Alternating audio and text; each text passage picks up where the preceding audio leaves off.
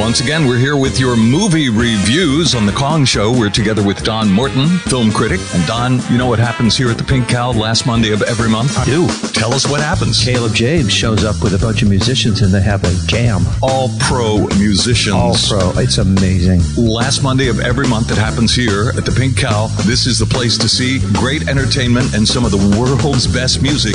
And if you're a pro musician, bring your instrument, show up, and jam along with the pros. Come on down. All right, let's get to the movies. What films will you be critiquing this week? 6 this week. Left Behind. Stuck in Love. Kurt Cobain, Montage of Heck. The Salvation.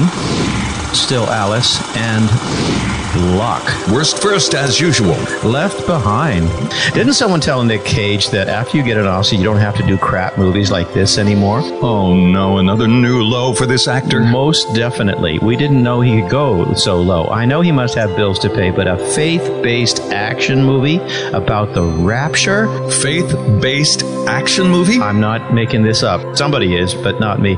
Cage is an airline pilot whose co-pilot, who happens to be an evangelical Christian, suddenly blips out of existence. He's gone to heaven. He's one of the chosen. It's the rapture. The ham-fisted direction is by a stuntman. The special effects look like a 1990s screensaver. It's plotting. It's profoundly moronic. Missing persons whodunit. Capital W on the whodunit. The real sin of this is its sheer amateurishness on every level. But all the proselytizing may have worked on me. Really? Really, it had me praying for this unholy mess to end. I think we should leave this movie behind. Let's leave it behind. Okay, it's called Left Behind. Next one, Stuck in Love. What's the title mean? Well, as far as I can tell, it's about writer's block or something. It was made back in 2012. Greg Kinnear plays a blocked novelist, patiently and illogically waiting for the return of his now remarried ex-wife, played by Jennifer Connelly. Sounds convoluted. Well, it could that would imply intelligence of some sort. His 2 teenage kids have shown some writing talent, so he's encouraging them in that direction. Lily Collins and Nat Wolff play his kids.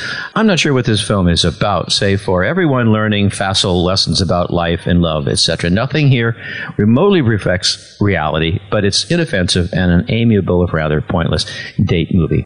Moving on. Were you much of a fan of Nirvana? Not really a big fan. Yeah, I can't say I was either. Kurt Cobain, Montage of Heck. I'll be upfront about this. Everything I know about the band Nirvana, I learned from Weird Al Yankovic and his satire videos. And I was long past the disaffected youth stage when they became popular. So, I'm not a fan, and I didn't much enjoy this very, very long biopic on Kurt Cobain. Is Courtney Love in it? How could she not be? She dominates the second half. I discovered I have an allergy to Courtney Love, but this is just me. Cinematically speaking, however, I've seen not many rock docs that display this kind of sheer artistry. Director Brett Morgan was given access to Cobain's huge store of home movies, notes, art, animation, and music. A curator would be a better word than director. He's pulled off an unprecedented film editing tour de force. It's brilliant, but for fans only. Non-fans may find it a bit pummeling, and at 2.25 hours, it's a bit long for a biopic. Tell me about the title, Montage of Heck.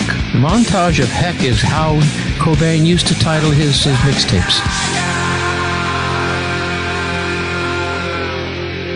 Okay, moving on. Next film is called The Salvation. And you're recommending this film, right? It kept me watching. This is, of all things, a spaghetti western by a Danish director starring a Danish actor playing a Danish homesteader in a western filmed in South Africa. This is the kind of thing that makes American cinema so great. And so who's this Danish actor? Well, it's Mads Mikkelsen, who's pretty scary anyway. In the first scenes, his wife and child are murdered by desperados, and he goes after them and swiftly dispatches the despicable killers. But of course, one of the bad guys is the brother of the mandatory vicious warlord, and let the violence and vengeance begin. So pretty violent then, huh? Well, it's in the mode of Sergio Leone's Fistful of Dollars and all those movies. So yes, it's violent and pessimistic. Nothing too deep or original is going on here, but it looks great and it held my attention. If this is not your cup of sarsaparilla, see it for Eva Green. She's a terrific borderline camp portrayal of a mute, kept woman. This woman can do more with one meaningful glare than most actresses do with an entire scene. Moving on. Still Alice. This is the one about Alzheimer's, right? That's right. It's a quietly heartbreaking movie. It stands out from many others on dementia for two reasons. It stars Julianne Moore in a career best. And we're talking Julianne Moore. Wow. So that's going some. She got an Oscar for this. And two, it's told from the sufferer's point of view rather than the caregiver's. It's about a person, not an illness. Moore underplays the role as a brilliant academic who falls victim to early onset Alzheimer's. This is even more heartbreaking because it strikes at the peak of one's career. She takes us into her mind and shares her frustration and despair with each new indication that she's losing her intelligence and identity. You should see this movie. Why? Well, you may not know anyone suffering from dementia, but you will. Are you talking to me? You talking to me? You talking to me? Well, then who the hell else are you talking? You talking to me? Are you talking to me? Well, I'm the only one here.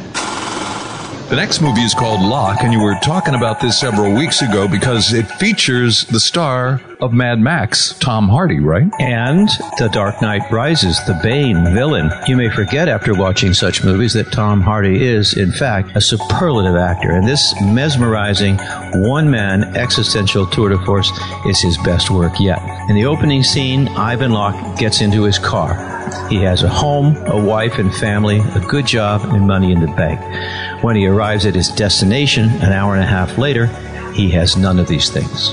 It's kind of a man-in-a-can movie. The entire movie takes place in the car. The camera in medium close-up on his face as he calmly entreats, cajoles, and explains in a hushed Welsh accent on a hands-free phone why he is morally bound to do what he's doing.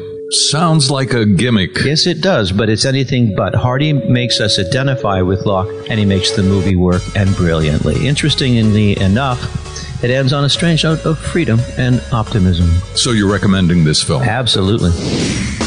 And you know what else we're recommending? The Burrito at the Pink Cow. Absolutely. And of course, the jam session that happens on the last Monday of every month. If you want great music, great food, the place to be is the Pink Cow. Tell us how to get to the Pink Cow, Don. Go to Roppongi, you find Don Quixote, which is easy because it's got a big yellow sign that says Don Quixote. Everybody knows Don Quixote. And it's across the street in the half basement of the Roy building. Now you know where to go, and you know when, and you know what to order on the menu. See. It's all at the Pink Cow. Don Morton, film critic from Metropolis Magazine. Once again, thank you very much. Thank you, Kong, for joining us here on The Kong Show on the Japan Today website.